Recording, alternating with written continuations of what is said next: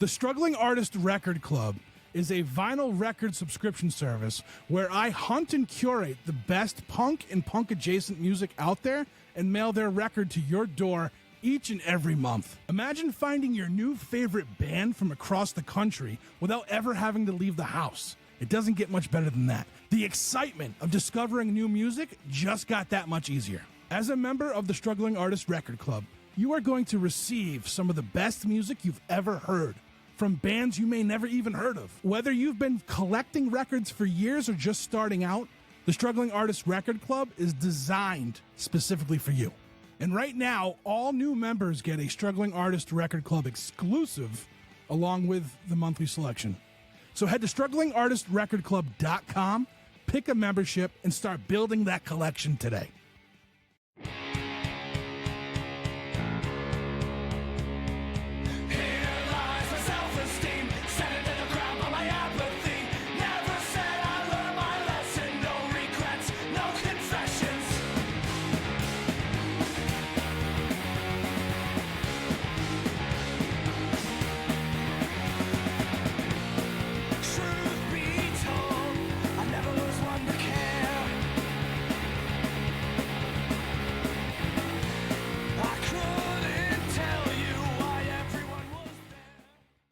Well, I've heard just, you get like the B-roll going, just see sort of what happens. Usually I record all like the intros and stuff. Oh, separately, so you'll have a nice formal explanation of the fine gentleman I'm talking to right now. I ended up getting that not the Pro Reverb, that Vibrolux yesterday For $50? No, I showed up to the woman. I was on my way, and she's like, "Hey, like a bunch of people are hitting me up. Apparently, this is worth a little bit more." She's like, "I'll do 200." I'm like, "I'm in." You know what? That's how it always is. It's like you got to look for like guitar, missing string, needs new string replacement. Pick up today, $50. Oh yeah. I mean, and you got to be ready to roll. That's where, dude. Yeah, like that's the key. You got to be like, get in the car. Like, I'm coming right now. You can't think about the deal. This is funny. You'll probably like this, but like a couple weeks ago, I dropped my car off to get serviced, and I like took an Uber into work, and I'm sitting like between a mix, just like looking on Marketplace, and like this $50 like old PV tube head comes up, and I'm just like, oh man, like I text the guy, he's like on the way back to my house. I'm like, yo, I can pick this up tonight. He's like, dude, I'm not holding it. Like I got a bunch of people hitting me up. Sorry. So I was like, dude, what? So I thought to myself, I'm like, what if I Ubered over there? Because it's like 6 miles away. I'm like, bro, I'm gonna order an Uber. I'm coming over, and I did. And so you got the score. I mean, we're here today in the ever relentless pursuit of the next piece of gear we'll buy. I mean, this music equipment stuff's like so expensive. It's like you gotta hunt for deals. Well, otherwise it's just not gonna happen. This is a good segue to sort of like something I was thinking about like in this conversation. So Magnatar starts in like 2017, right? Yep. And so I guess the first question I ask, having never been in a band of like that volume, like I've watched videos of you guys playing, and it's very much like literal wall of amps. Mm-hmm. And I guess my question is, how do you start a brand new band with such a focus on volume and roll into gigs with just like the most insane amount of shit? Be like, hey, we're here. This is our deal. Deal with it. Anyone who knows me will tell you, like really well, has known me for like over a decade, will tell you like, oh, that's like that's something that fucking Eric would do. Because like I'm kind of like. I'm kind of like an extra person when it comes to that, and I was even more so when I was like in my mid-20s. Like I was just like whatever, I'm gonna do this sort of thing. It's kind of like a show, honestly. Yeah. You're putting something on, and bringing all that stuff out. It was just like I was working in a music store.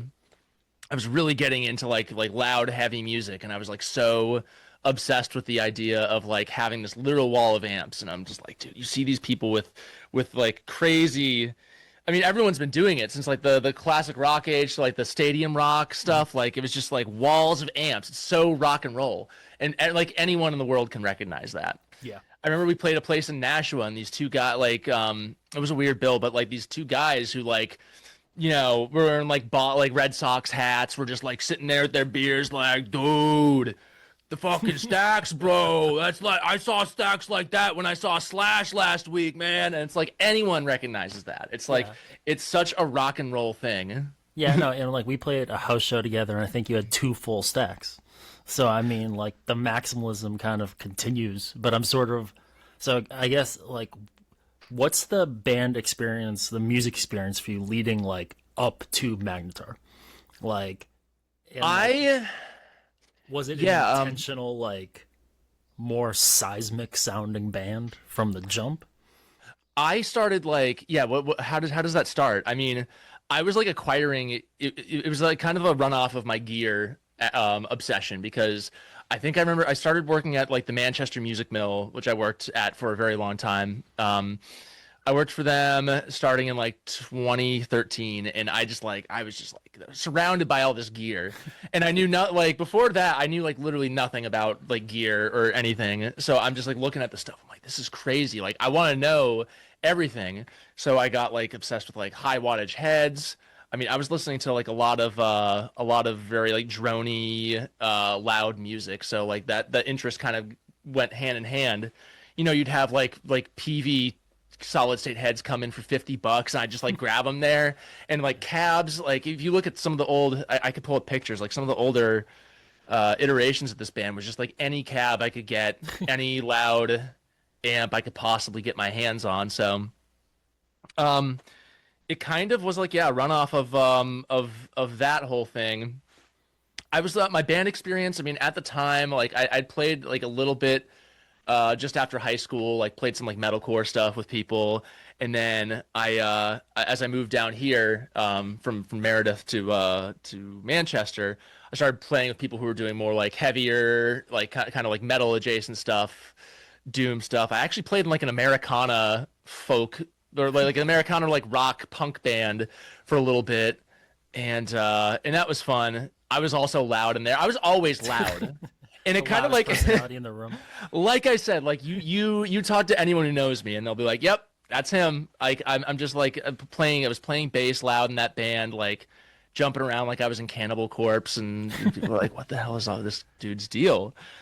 But yeah, that kind of, and then I became so obsessed with like with the volume aspect of it, and like Right. the feeling of loud amps and sitting in front of loud amps. Yeah, and Um, well, what made me think about that is because I was like, I've been thinking about like the Sun discourse, that's always happening every time like they put out a record, and I'm like, how loud was that band when they started? Like, they're definitely must be louder now, but to have a band predicated on volume is such like a confrontational thing. hmm And so, And that yeah, like, was that a part of it? Like, Yeah, I mean, I was again the feeling of just like this loud amps and like all these cabinets. I would like experiment with these different setups. I was starting to experiment with like AB boxes, and running multiple cabs, and I'd just get more and more and more, and yeah, that kind of became the focus for a while. Is just being like this loud force. It was just me and a drummer. My drummer when we started, John Funk. Yeah, it was me and him, and he did a great job keeping up with that whole thing. He learned he hit like super hard. hit It was loud, yeah. yeah, he hit loud.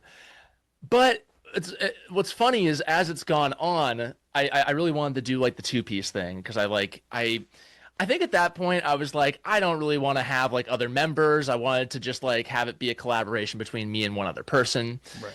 I was very one directional with it, and I wanted to do things like that. I wanted to make all the calls.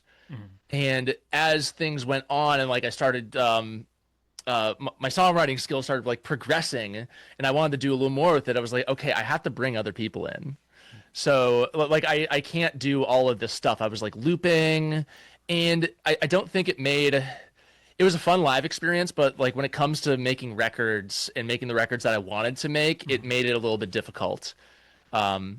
Having a little bit more, having more people to collaborate with, having another angle, like being able to write 2 guitar parts, or like bass parts underneath all this stuff was huge. So I brought in my buddy Colin around like 2018, and Andy to play bass. Andy's playing guitar now. But yeah, that was like a big shift from like that first like EP that we did, Vulgar, to the next record, Crushed, which allowed me to experiment a little bit more with, like, the songwriting and not just, it wasn't just a focus on like volume and just like that raw power aspect, which like that's cool, but it was so limiting. Yeah. It's funny because there's like select videos of you guys like through years, and you can sort of see less gear, like when you get to like videos from like 2022 and stuff.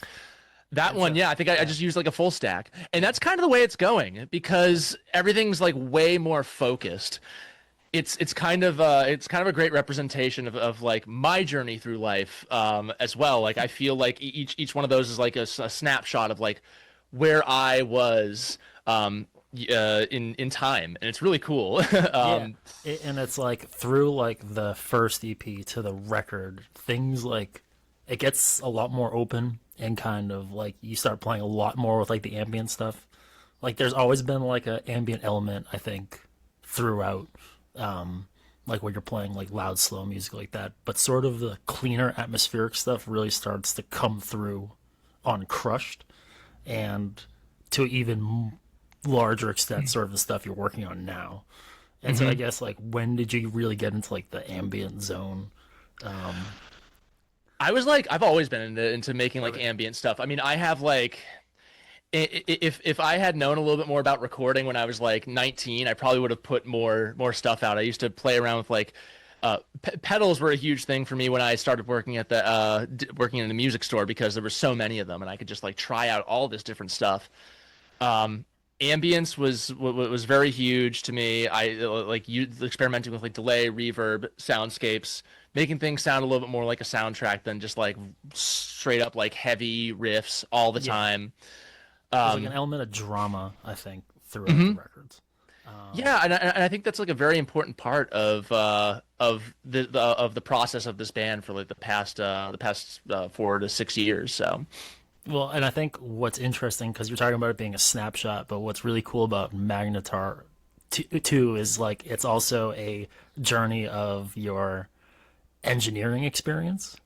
And so it's like you can see a snapshot in time, not just of the band and the music, but sort of like the nuts and bolts creation aspect of that whole thing.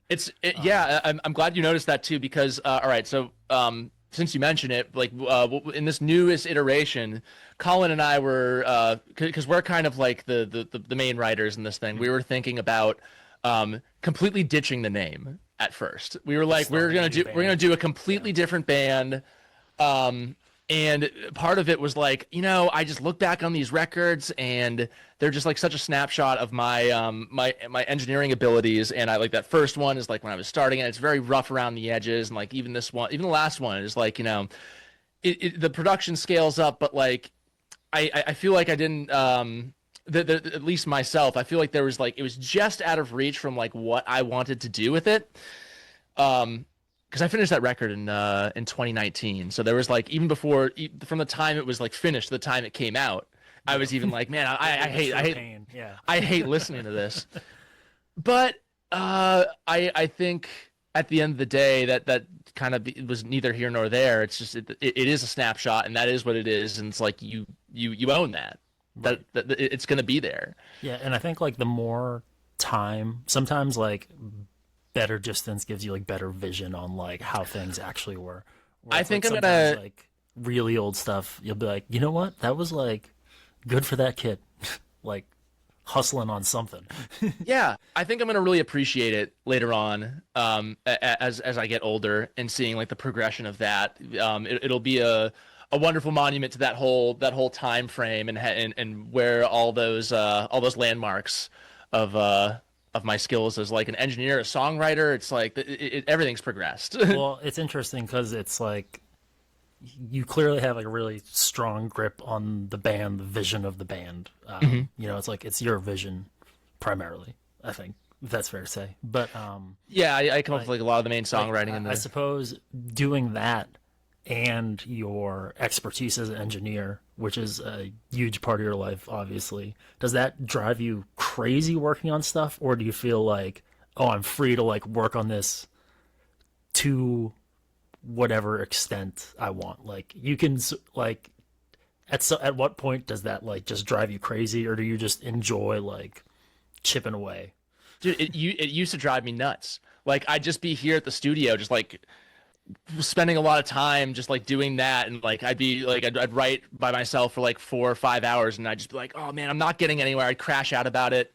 I don't have the time for that to do that these days. Like I had to really streamline my approach after becoming a dad, because I have a daughter now, and have since December of 24, and that forces you to really streamline things, and like I'm not fucking around anymore. I can't like I don't have the bandwidth to crash out about that sort of stuff. Like I can't. Like I have to be way more intentional with what I'm doing versus just like throwing things at the wall, or like you can still throw things at the wall, but like I have to manage my emotions about it a lot better. I think that goes with everything in life. Once you have like the responsibility of a kid, I can't like, it's like I can't check out any like one day because oh, I'm not feeling it, and my wife's gonna be like, I don't care, we like the baby needs breakfast, or like you have to be emotionally available for them. I can't, like I have to be there, and I have to really like go at things in a much more calculated way. Like becoming a father really shook up my approach, because and it caused me to evolve and take a different stance on things. I mean, there's definitely things that are a little bit more difficult. Like, I mean, I think we've been able to have like 3 or 4 rehearsals in like a couple years. Like, not much, but like, because I'm a dad. You know, the rest of the band members are they don't have kids of their own. You know, they have responsibilities, but like, you know, I can't do much past like 8 p.m. You know, I'm up at like 5 in the morning, whether I like it or not. So like trying to figure out how do we make a record, how do we get everyone on the same page for live stuff? It has to be different now. It's got to be a little bit more calculated.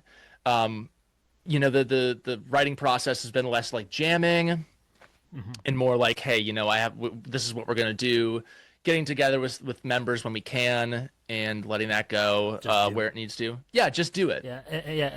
That's really interesting, because there's like sort of this tortured artist mentality of like, oh, I'm just grinding, I'm working 12 hours every night on like my masterpiece, but doesn't always yield you like better results of just like executing. Sometimes it's a matter of just like I've definitely waded in too deep into murky waters for little to no result.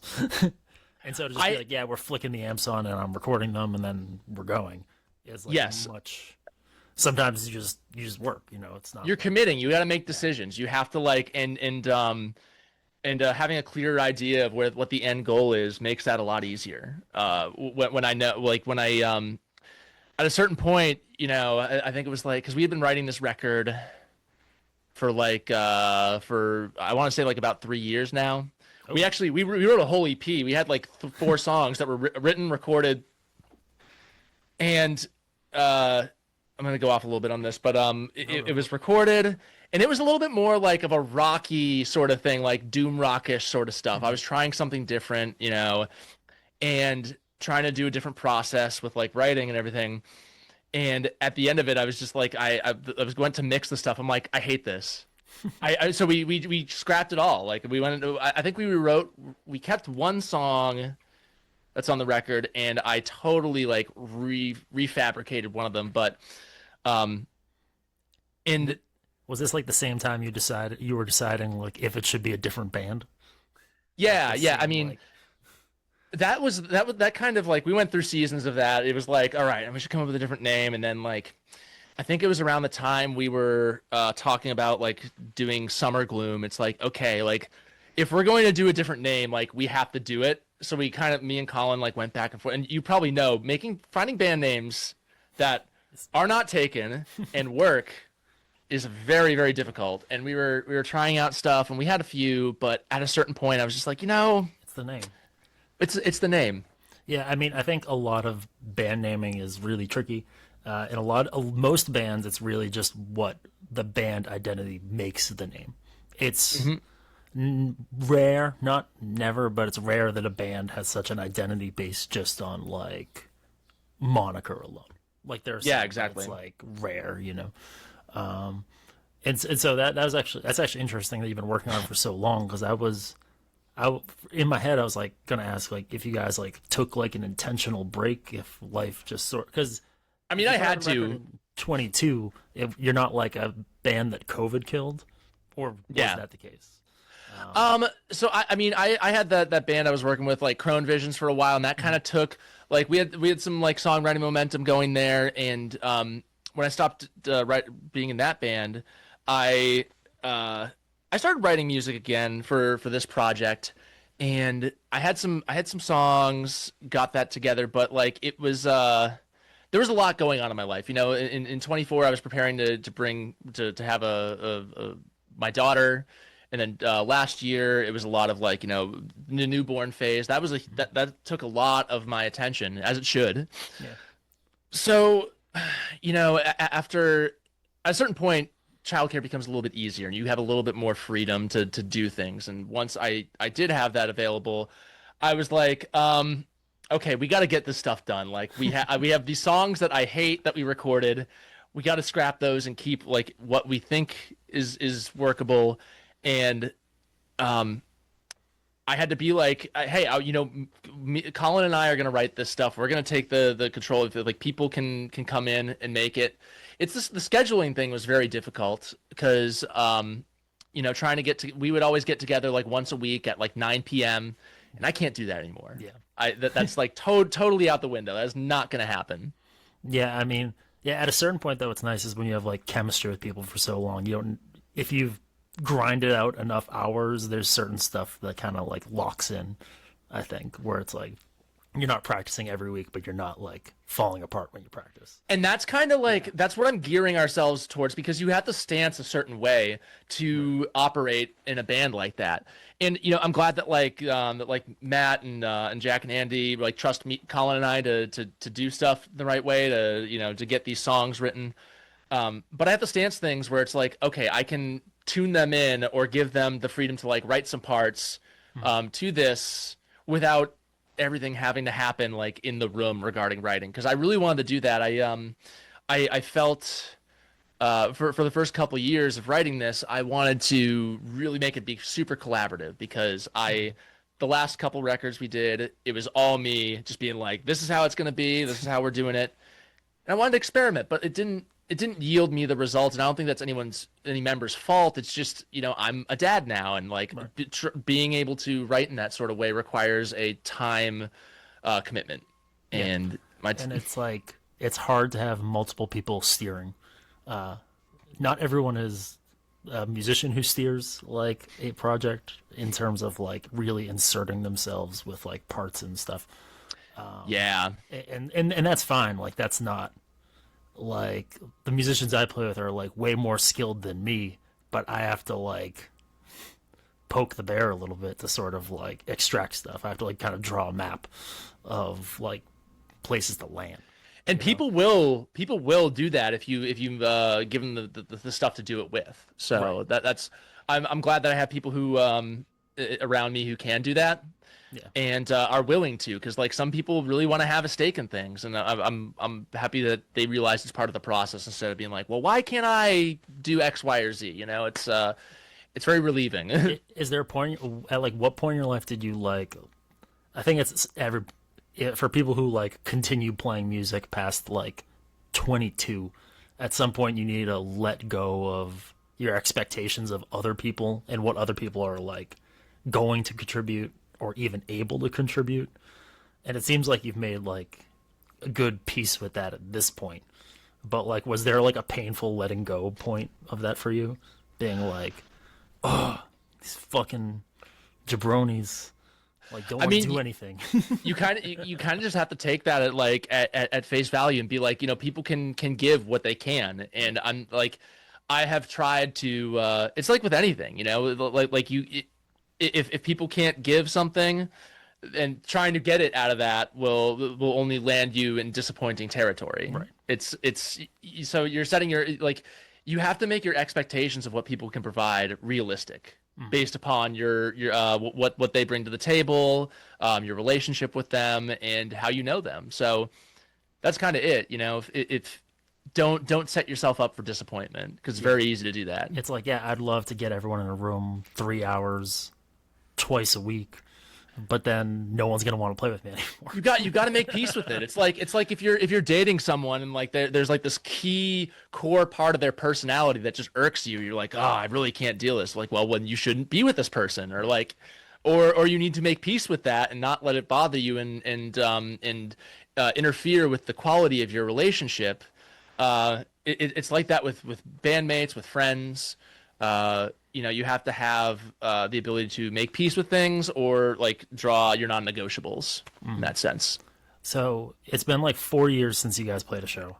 And like, what was the spark for doing it right now? And are you eager to get back on stage? Because I know you've been playing bass with Headcase, and that's bananas. What a beautiful thing. I stopped playing with them for no reason really, but besides the fact that like I don't have the time to be playing in a in a band that's like regularly playing shows. I mean, we're doing like 1 or 2 shows a month, and my wife Autumn is like she understands my like what that I am a musician, I play. But like at a certain point, it's like, hey, I need a little more help around the house, or I need a little bit more help with like childcare and whatnot. And I'm just thinking to myself, I'm like, can I actually perform this duty of like playing in a band like that regularly and rehearsing, and then also doing my duties is like making sure people's records are getting done, making sure I'm a good father and a present husband.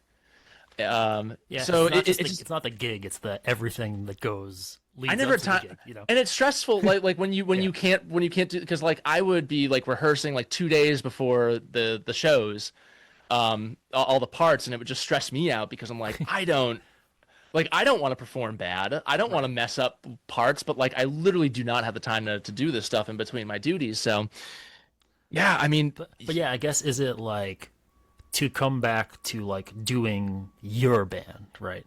Because like Headcase is a band you were in, or maybe you can tell me if I'm reading this wrong, like if you had whatever your stake was, but like Headcase is like a band you were in, as opposed to like Magnatar is like your like life's creative work, sort of. Yeah, if we exactly. were to be like dramatic about it. I guess after like not bringing it to a stage for so long, is it like, what's that feeling like? It's cool. I'm like I'm feeling so fresh and rejuvenated about the music, and I have a much different feeling than I did last time bringing a stage shit, because the record that we put Crushed was like such a long process to get out. It was like that first off, that record like sucked to write just because like what it was about, but like the release process was like so slow, and like I think I'd mentioned before, we finished it in 2019. We shopped it. 2020, we figure out like, okay, we're gonna press vinyl with Seeing Red. Seeing Red's like, okay, we'll have records at the end of the year. We'll have them in November, and COVID happens, and everything's fucked. And suddenly it's like, oh man, maybe 21, and it's like maybe end of 21, and then it finally was like, all right, June of 2022. So by the time, I'll be real, by the time the record came out, like I didn't give a fuck. Like I didn't care. Moved on. I was so over it. It was just such a long process that like we did. I was excited that we did that show, and it felt really good to do it, but like it wasn't necessarily something I was like looking forward to. So you're like, you have pretty much a whole new record you guys are working on now, and you're like bringing your new 3.0 version of the band to the stage. I feel like I just got out of like the sauna. I'm like ready. I'm like let's go. it's 7:30 in the morning. Got out of the sauna. I'm about to like conquer this day. Like I feel so much more rejuvenated about See, it. that's really exciting because I know a lot of people like, oh, if they haven't done that in so long, they're sort of like more nervous. I think sometimes that's like when people are more focused on like when bands have reunion shows, it's like, oh, I need to like relearn the catalog. Then I'm like, well, I don't like these songs anymore. Yeah, it seems like you feel like energized and ready to present. We're not playing a single. exciting. We're not playing a single old song off of that material because we have like so much new stuff that like we might in the future, but like yeah, I there's so much to touch on, so much that's new, so much that's fresh that I want to go into, and yeah, it feels exciting. It feels like victorious, really. Yeah, and I mean, I think Summer Gloom's like the perfect event for it to happen. I was so stoked when I saw that announced. Actually, the first time I ever saw you play was at Summer Gloom, when Crone Visions played. I remember that, yeah. Version. And I was like, man, that dude's a rocker. And I mean, that definitely influenced my decision to like get to know you better and like work with you and stuff. Glad it happened that way. Yeah, and I guess like one more main question I had is like spending so much of your time as an engineer, which we could have like a whole separate podcast about, like working with other bands and like seeing how they work in the studio. Has that influenced positive or negatively your approach to doing Magnatar stuff, or have you been like, I know what I'm doing with this? But have there been moments where like you see stuff bands do, it's like, oh wow, I should like either these people are crazy, like don't do this, or like you're working with a band and they're working in a way you had never thought to work with your stuff, or is When that just you, sort like- of so separate? When you work with bands, you kind of like each person brings in like a piece of themselves to this and their process. So like being someone who produces and works with bands and engineer, you kind of develop your style off of like working with different types of people and with different approaches and what their comfort zone is. So I feel, yeah, I mean, in regards to like producing this stuff myself here, it's like, yeah, I feel more comfortable than ever. It's man, this past like almost 2 years now that I've been doing this full time. I feel like I've learned more in like a year and a half than I have in like 10 years. It's on how to like the process of making records. And the main thing is like for me is not like where to not get tripped up.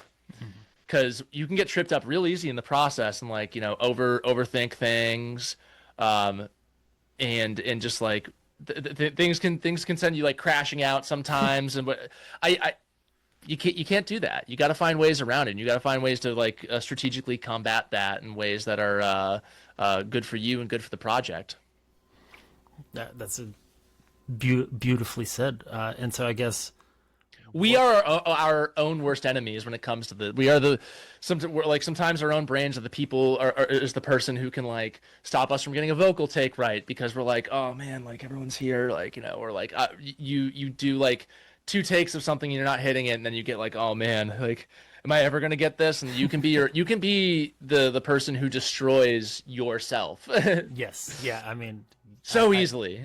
I've very often been that person throughout my life. And so I guess what is next on the horizon for Magnatar in conjunction with Summer Gloom and stuff you may have coming up after that? So we are going to be putting out a single. I showed you that one, the one with that cover in it. I'm really excited for that one. That one I came up with. I was listening to.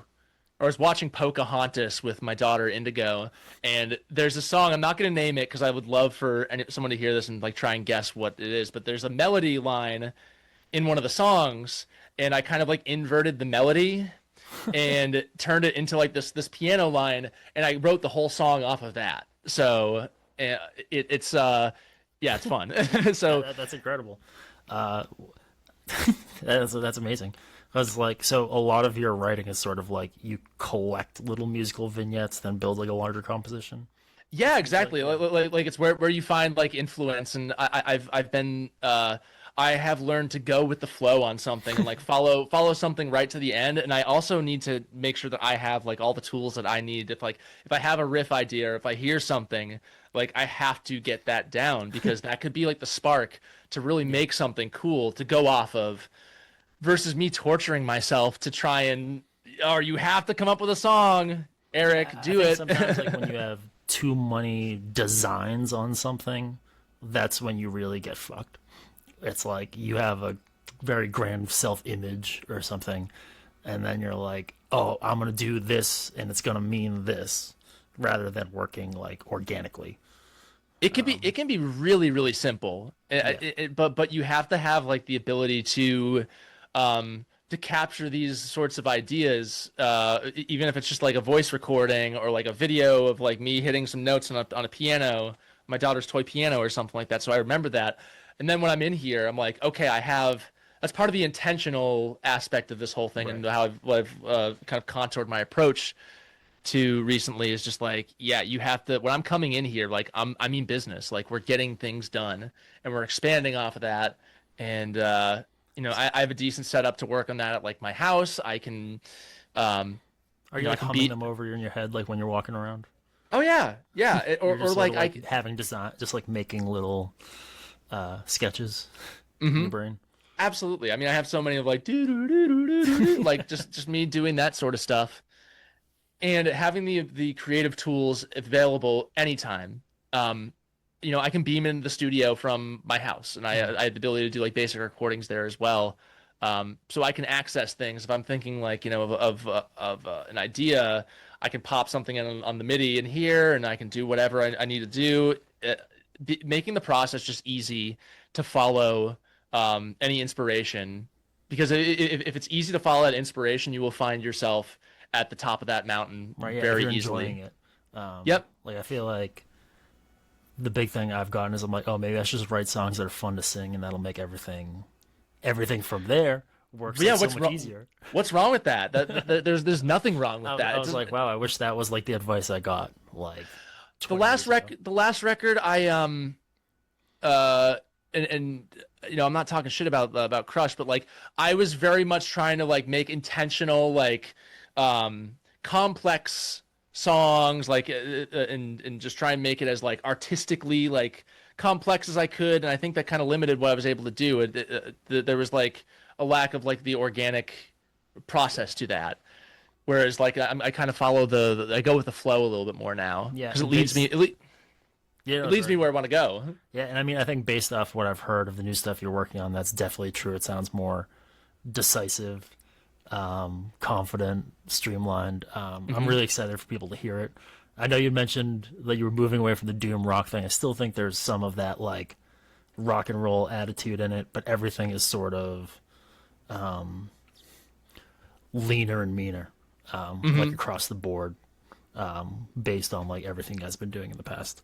But yeah, I'm really excited to see you guys play for the first time this August.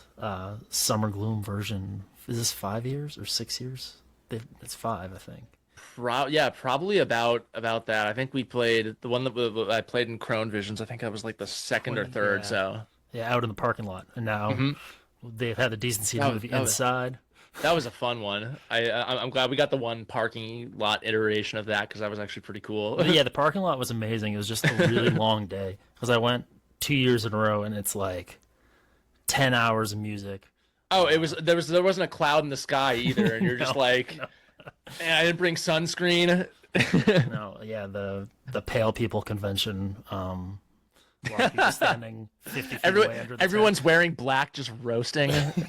Yeah, but I mean, it's a really amazing festival, and I'm really stoked to see you guys on it. You guys are playing Thursday, right? It's Thursday, August 6th. We're playing with I think like Swamphead, Outlords, and Through a Glass Darkly. Through a Glass Darkly is the ones that made us come out of retirement, because Colin and I were content to just like we're gonna write this album. We don't care about playing shows, blah blah blah. I did their last record, and Jad from Through a Glass Darkly reached out to me, and they asked me about Summer Gloom, and I was like, no, I got I know the person who runs this, like I could get you on, and then I was thinking to myself, like, what if we did like a run of shows with them? And then it was like, okay, how would we do it too? Because I think I was talking to Steven who organizes it, and I was like, you know, hey, can Through Glass Darkly play? And I was like, what about Magnatar too? And he's like, okay. And then suddenly we just found I didn't even ask anyone else. I'm just like, what I'll do like a 2-man drone set if that's what we do. Like I'm going to we're gonna make it like it puts fire under your ass to get it done. So Yeah, exactly. I think it's when you have the push, it all starts happening at once. Well, all right, Eric, thank you for taking the time to talk to me today. Absolutely, Arya. Sorry for our technical hurdles, but I'm really excited to see you in August. Absolutely, man. Likewise. Thank you so much. All right, I'll talk to you soon. Later.